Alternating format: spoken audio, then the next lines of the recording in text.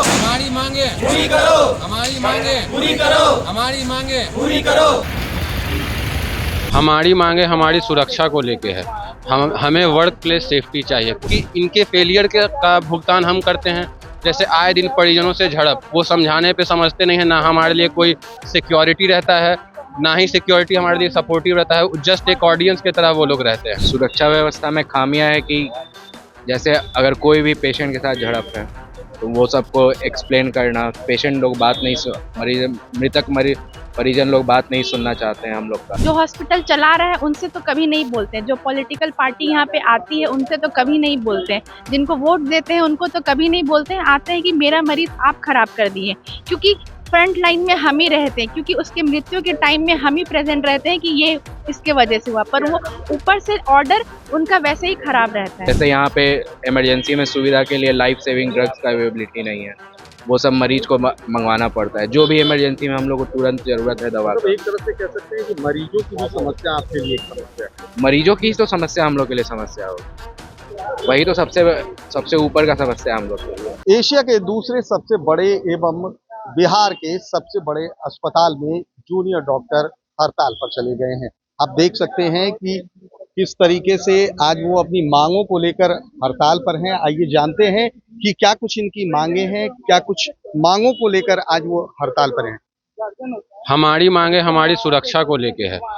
हमें work place safety चाहिए। आए दिन कभी भी इमरजेंसी, आईसीयू, इन सब जगहों पे एडमिनिस्ट्रेटिव फेलियर और गवर्नमेंट फेलियर, जैसे कि कोई भी सुविधा नहीं होना या दवा नहीं होना, इन सभी का भुगतान हम डॉक्टरों को करना पड़ता है। हम डॉक्टरों को इसका खामियाजा भुगतना पड़ता है, जिसके वजह से आज समाज में हमारी, जिसे हम झुठला नहीं सकते हैं कि हमारी छवि समाज में काफ़ी खराब हो चुकी है, जिसे हमें सुधार करने की ज़रूरत है। एडमिनिस्ट्रेशन को जिसके लिए सही से काम करना होगा, और हमें अपने सुरक्षा चाहिए, क्योंकि इनके फेलियर का भुगतान हम करते हैं।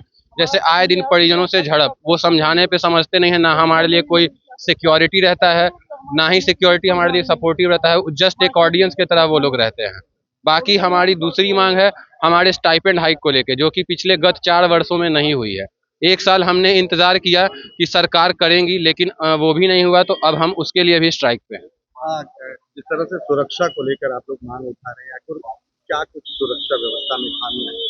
सुरक्षा व्यवस्था में खामियां है कि जैसे अगर कोई भी पेशेंट के साथ झड़प है तो वो सबको एक्सप्लेन करना, पेशेंट लोग बात नहीं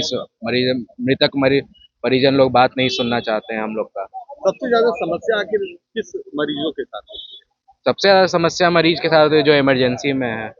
उनके साथ है। जैसे यहाँ पे इमरजेंसी में सुविधा के लिए लाइफ सेविंग ड्रग्स का अवेलेबिलिटी नहीं है, वो सब मरीज को मंगवाना पड़ता है। जो भी इमरजेंसी में हम लोग को तुरंत जरूरत है दवा मतलब एक तरह से कह सकते हैं कि मरीजों की भी समस्या आपके लिए एक समस्या है। मरीजों की तो समस्या हम लोग के लिए समस्या होगी, वही तो सबसे ऊपर का समस्या हम लोग के लिए। कोई भी लाइफ सेविंग लेकर आप लोग अपना चिंता जाहिर कोई भी लाइफ सेविंग ड्रग है, अब हम लोग यहाँ पे आईसीयू में अवेलेबल नहीं है।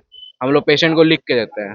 अब पेशेंट जाता है यहाँ से बाहर से लाने के लिए, वो लोग आते हैं आधे घंटे में, 45 मिनट में वो लोग दवा लेके आते हैं। तो उसके बाद फिर तो जवाबदेही मेरी ही होगी ना, वहाँ पे तो हम ही काम करते हैं। मरीजों की हालत बिगड़ती है, मरीज की हालत बिगाड़ते हैं पर लगाते हैं, तो हम पे ही लगाएंगे, किस पे लगाएंगे? वो तो उनको सब जगह तो यही हल्ला है कि पीएमसीएच में सब कुछ मुफ्त में हो रहा है, सब दवाई यहाँ पे मिल रहा है, सब मुफ्त में हो रहा है। ऐसा तो यहाँ पे है नहीं, हो नहीं रहा। 504 करोड़ तरह की जो दवाएं हैं वो कहीं न कहीं प्रत्येक हॉस्पिटल निशांत कुमार को आना चाहिए, आईसीयू विजिट करना चाहिए, इमरजेंसी सुविधा विजिट करनी चाहिए, एक एक चीज का उनको देखना चाहिए कि यहाँ पे कैसे काम हो रहा है, तब उनको सारी बात करनी चाहिए। स्वास्थ्य मंत्री निशांत कुमार लगातार देखा कि विजिट कर रहे हैं अस्पतालों का, क्या कुछ समस्या अब डॉक्टरों की भी सुलझनी चाहिए? देखिए, हमारी तो बहुत सारी समस्या है। पहले एक फीमेल डॉक्टर जब हम इमरजेंसी ड्यूटी पे रहते हैं तो एक सिक्योरिटी कंसर्न बहुत बढ़ जाता है हमारे लिए, क्योंकि अटेंडेंट ऐसा स्थिति में आता है इमरजेंसी की, पीएमसीएच एक टर्शरी सेंटर है, यहाँ से हम रेफर भी नहीं कर सकते कि आप आईजीएमएस जाइए या वहाँ जाइए। हम लोग को एडमिट करना ही है, चाहे हमारे पास बेड हो या ना हो। ये हमारा रूल है कि हम किसी को ना नहीं बोलेंगे। पर मरीज बाहर से आता है, प्राइवेट से आता है, इधर उधर से आता है, आधा से ज्यादा पैसा वहाँ खर्च करके आता है। उस स्थिति में आता है कि यहाँ पे अब हम लोग बहुत ज्यादा कुछ नहीं कर पाते हैं, और अगर करने के लिए भी वो एसेंशियल ड्रग रहता है कि अगर हम लोग को बीपी पल्स नहीं आ रहा है, हम लोग को नॉरेड लगाना है, उससे तुरंत बीपी कम से कम थोड़ा आए तो मरीज को कुछ घंटा मिले कि और हम लोग इस पे कुछ कर सके, उसके लिए बाहर जाना पड़ेगा, वहां पे अवेलेबल नहीं है नॉरेट। बीपी 240 रहेगा, कभी कभी एक ड्रग आता है लोबेटलॉल, वो भी नहीं है। तो कम करने के लिए जो एसेंशियल हम लोग को तुरंत चाहिए वो तो है ही नहीं। उसके बाद फिर अटेंडिंग आएगा कि हम लोग कर दिए, हम मरीज खराब कर दिए। यहाँ पे ट्रॉली की सुविधा एकदम खराब है। फिर अटेंडेंट बोलेगा कि मेरा मरीज इमरजेंसी नहीं ट्रांसफर हो रहा है, मेरा मरीज का ये जांच नहीं हो रहा है, अल्ट्रासाउंड नहीं हो पा रहा है, ये नहीं हो रहा है। तो उस सब का है ना कि हॉस्पिटल सिर्फ एक डॉक्टर से नहीं बनता है, बहुत सारे अलग अलग अंदर इनके अंदर रहते हैं, नर्सिंग स्टाफ होते हैं, ट्रॉली वाले होते हैं, जांच कर्मी होते हैं, वार्ड बॉय होते हैं। इसमें से सारा क्या होता है कि सबकी जिम्मेदारी हम ही पे आ जाती है कि ये नहीं काम कर रहा है, आप बात करिए। जो हॉस्पिटल चला रहा है उनसे तो कभी नहीं बोलते हैं, जो पॉलिटिकल पार्टी यहाँ पे आती है उनसे तो कभी नहीं बोलते हैं, जिनको वोट देते हैं उनको तो कभी नहीं बोलते हैं। आते हैं कि मेरा मरीज आप खराब कर दिए, क्योंकि फ्रंट लाइन में हम ही रहते हैं, क्योंकि उसके मृत्यु के टाइम में हम ही प्रेजेंट रहते हैं कि ये इसके वजह से हुआ, पर वो ऊपर से ऑर्डर उनका वैसे ही खराब रहता है। तो देखिए, साफ तौर पर जो है कहना है कि कहीं ना कहीं दवाइयों की किल्लत को लेकर समस्या आती है और कहीं ना कहीं इमरजेंसी वार्ड पे जितने भी मरीज आते हैं उनके परिजनों के साथ बराबर झड़प होती है। सुरक्षा के कड़े इंतजाम होने चाहिए। कुछ और भी डॉक्टर हैं, क्या कुछ समस्या को लेकर आपको? यहाँ मेन समस्या जितनी सरकार बिहार गवर्नमेंट ने इतना बड़ा हॉस्पिटल तो बना दिया है, ठीक है, लेकिन जो इतने बड़े हॉस्पिटल में बेसिक फैसिलिटी होनी चाहिए उसकी भारी कमी दिखी जाती है। नॉर्मल से नॉर्मल कभी कभी होती है कि किसी पेशेंट गैस कर रहा है, ईटी ट्यूब डालना है, या कोई पेशेंट माइक्रो इन्फेक्शन का गया, उसको टॉपटी करके हमको चेक करना है कि टॉपटी पॉजिटिव है भी कि नहीं, जो इन्फेक्शन है भी कि नहीं है, ठीक है। फिर मान ली जो लोग डोर टू बलून टाइम पर 90 मिनट्स होना चाहिए, पीसीआई नहीं होती यहाँ पे। सो इतना बड़ा बड़ा हॉस्पिटल खोल दिया गया है, ठीक है, लेकिन इसमें जितनी सुपर स्पेशलिटी फैसिलिटी होनी चाहिए, लोग तो सोच के आते हैं कि इतना इतना होगा यहाँ पे, लेकिन वो अभी तक मुहैया नहीं कराया गया है, सिर्फ बिल्डिंग खड़ा कर दिया है। निशांत कुमार से क्या उम्मीदें हैं स्वास्थ्य मंत्री?